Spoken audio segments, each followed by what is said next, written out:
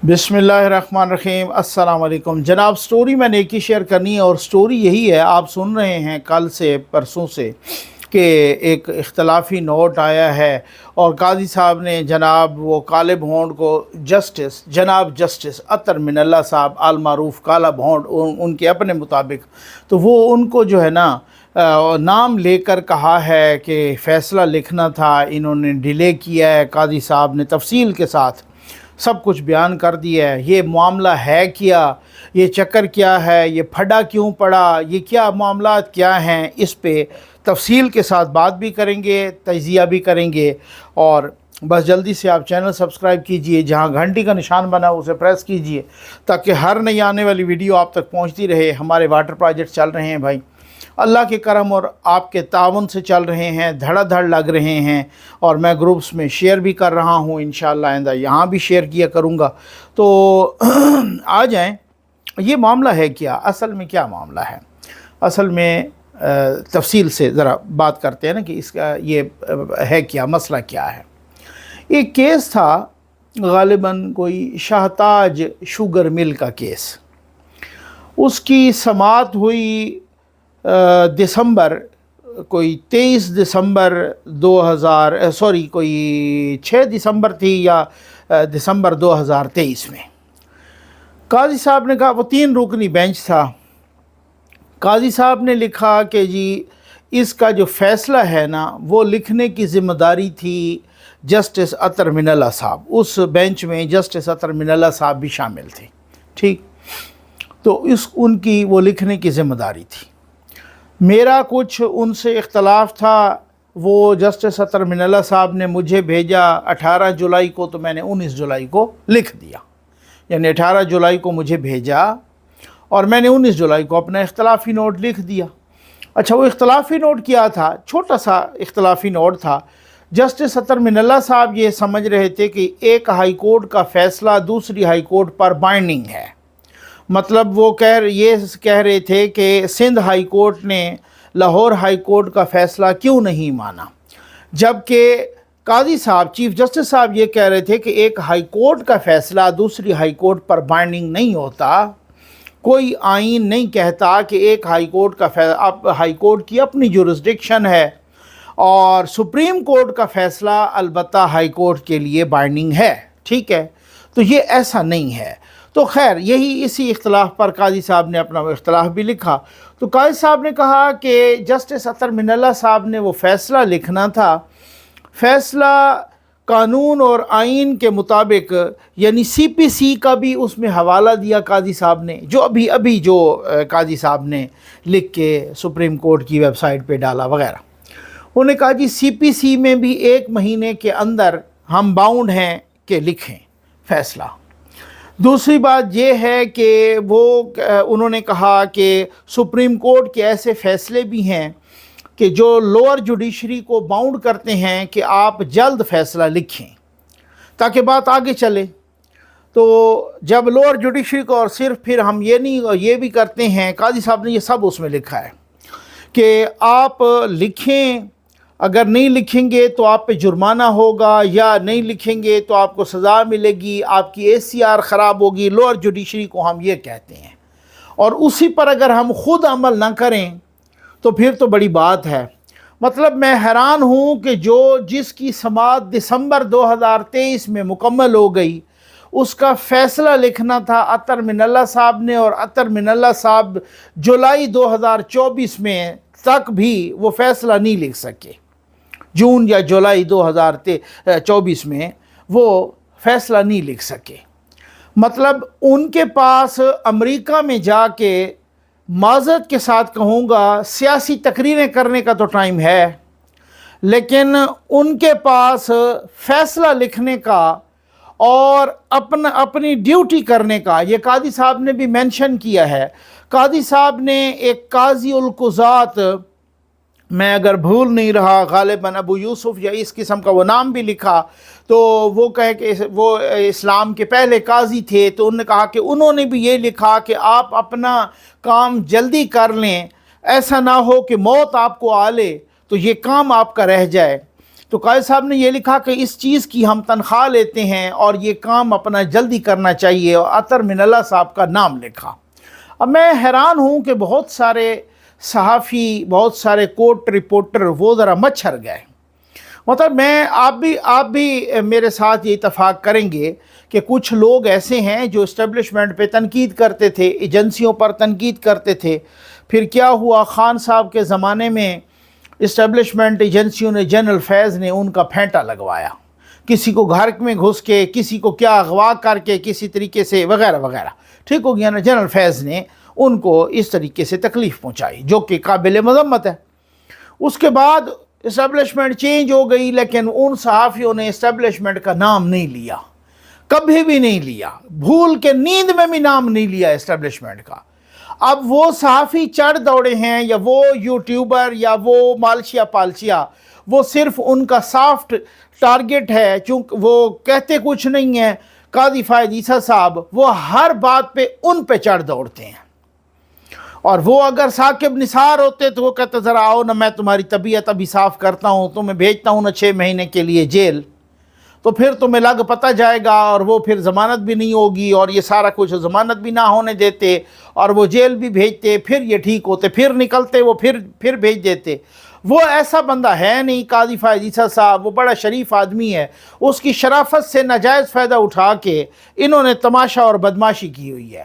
اب میں آپ کو ایک ویڈیو سنوا رہا ہوں، یہی والی بات ہے کہ جسٹس عطر من اللہ صاحب جب یہ افتخار چودھری صاحب کے ترجمان ہوتے تھے، ابھی یہ جج نہیں بنے تھے، یا پھر اس ترجمان اور جج کے درمیان والا جو پیریڈ تھا، ان سے پوچھا گیا بھائی جج کو اخبار پڑھنا چاہیے، کوڈ آف کنڈکٹ کیا کہتا ہے، جج کو ٹی وی دیکھنا چاہیے؟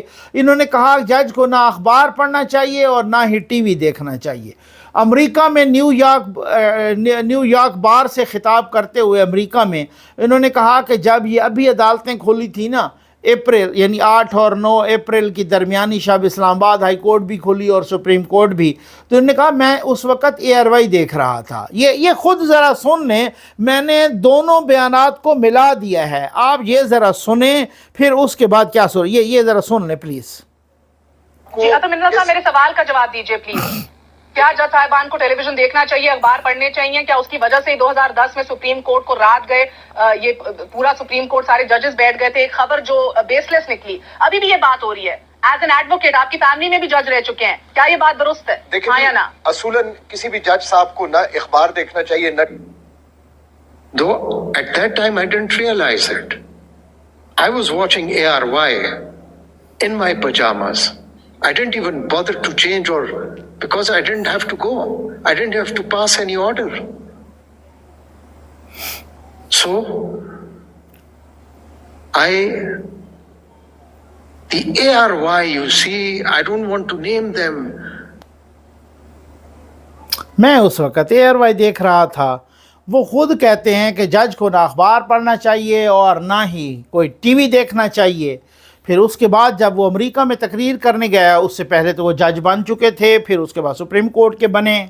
اب وہ جب تقریر کرنے گئے تو کہتے ہیں کہ میں 8 اور 9 کی درمیانی شب تو میں ARY دیکھ رہا تھا۔ اب مجھے یہ بتائیں، چلیں میں اگر ریسپیکٹ میں اس کو منافقت نہ کہوں، اب میں اس کو ڈبل سٹینڈرڈ کہہ دوں، اب کون سی بات ان کی مانیں اور کون سی بات نہ مانیں؟ کہ وہ کہتے ہیں جج کو اصولاً تو نہ اخبار پڑھنا چاہیے اور نہ ٹی وی دیکھنا چاہیے، اسی اپنے اصول کو لتھاڑ پتھاڑ دیا، اور وہ کہتے ہیں میں 8 اور 9 کی درمیانی شب تو ARY دیکھ رہا تھا۔ وہاں پہ وہ امریکہ میں جا کے گئے ہیں، وہاں پر وہ سیاسی تقریر کر رہے ہیں مبینہ طور پہ، لیکن ان کے پاس اپنا فیصلہ لکھنے کی، اور اب وہ مالشیا پالشیا قاضی پہ چڑھ دوڑے ہیں۔ وہ کہتے ہیں جی فیصلہ لکھنا چاہیے تھا، یہ ہماری ڈیوٹی ہے، یہ فیصلہ لکھنا چاہیے۔ اصل میں مسئلہ یہ ہوتا ہے کہ جہاں پر بھی آپ شرافت دکھائیں نا، اس کا یہی نتیجہ نکلتا ہے، اس کا یہی نتیجہ ہوتا ہے کہ جو یہ آپ دیکھ رہے ہیں ابھی جو جماعت اسلامی کا دھرنا، اور جب یہ سڑکوں پہ اودھم مچایا، کبھی وہ لبیک والے اودھم مچاتے ہیں، کبھی یہ آ جاتے ہیں جماعت اسلامی والے، اور یہ پھر اچھا مجھے آپ یہ بتائیں جماعت اسلامی کے کریڈٹ پر ان دھرنوں کے علاوہ ہے کیا؟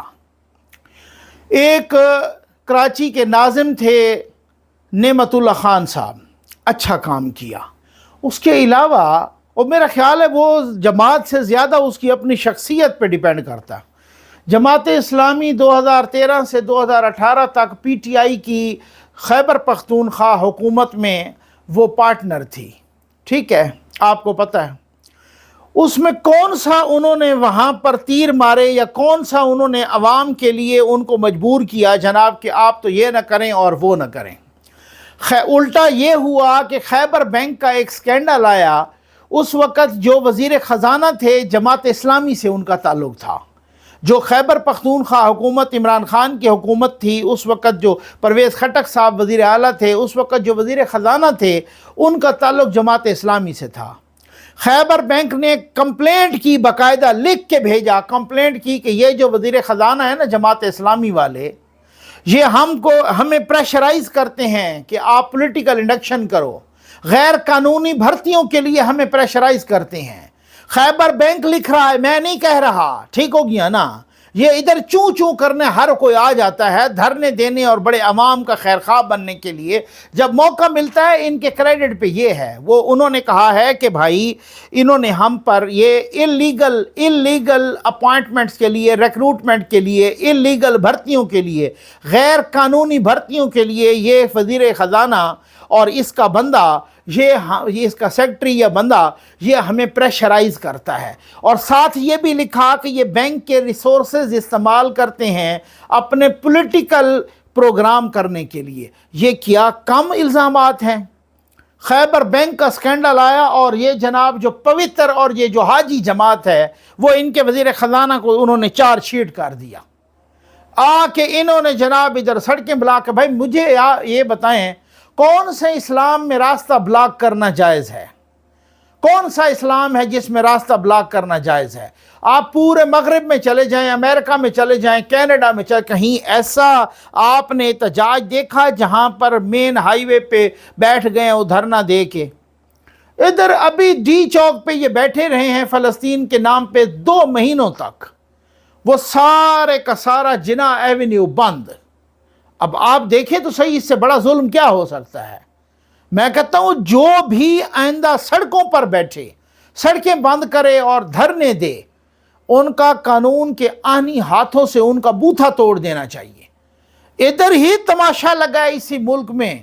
ایسے اکانومی کہاں بڑھ سکتی ہے آگے؟ ایسے معیشت کیسے چل سکتی ہے؟ ٹھیک کیسے ہو سکتی ہے؟ جس پہ ٹیکس لگے اس نے کسی نہ کسی کو پیسے دے دینے، یا جاؤ جی جا کے دھرنا دے دو. جس پہ کوئی اس طرح کے جاؤ جی جا کے بدماشی کر دو، یہاں دھرنا دو، وہاں روڈ بند کرو، وہ کوچہ بند کرو، فیض آباد آ کے بند کرو، وہ یہ کرو وہ کرو. یہ دیہڑی داروں نے تماشا بنایا ہوا ہے، 200 400 500 1000 بندہ آ کے بیٹھ جاتا ہے. ان سے پوچھیں کہ ان کو کھلاتے کہاں سے ہیں؟ اب 1000 بندہ اگر بیٹھا ہے آ کے، اور اگر وہ 3 ٹائم کا کھانا کھاتا ہے، ذرا کسی نے خرچہ بھی کیلکولیٹ کیا، کسی نے پروب کرنے کی بھی کوشش. اب مصیبت تو یہی ہے نا کہ قاضی فائز عیسیٰ نے اور مشیر عالم صاحب نے، جسٹس مشیر عالم جو کہ ریٹائر ہو گئے، اور قاضی فائز عیسیٰ نے فیض آباد دھرنے پر ایک فیصلہ دیا تھا. اس پہ عمل درآمد ہو جاتا نا، یہ ساری بدماشیاں نکل جاتی. چونکہ اس پہ عمل درآمد ہوا نہیں ہے. وہ اگر ہوتا تو پھر جنرل فیض آج چوراہے پہ لٹکا ہوتا، پھر جنرل باجوہ کی بھی خیر نہیں تھی، اور باقی بھی جو آئے تھے وہاں پہ پیسے تقسیم کرنے کے لیے لبیک کے دھرنے میں، ان کی بھی خیر نہیں تھی. تو اگر اس فیصلے پر عمل درآمد ہوتا تو آج ایسا نہ ہوتا، آج حالات چینج ہوتے. یہ صورتحال ہے. امید ہے آپ کو ویڈیو پسند آئی ہوگی. آپ کا بہت بہت شکریہ.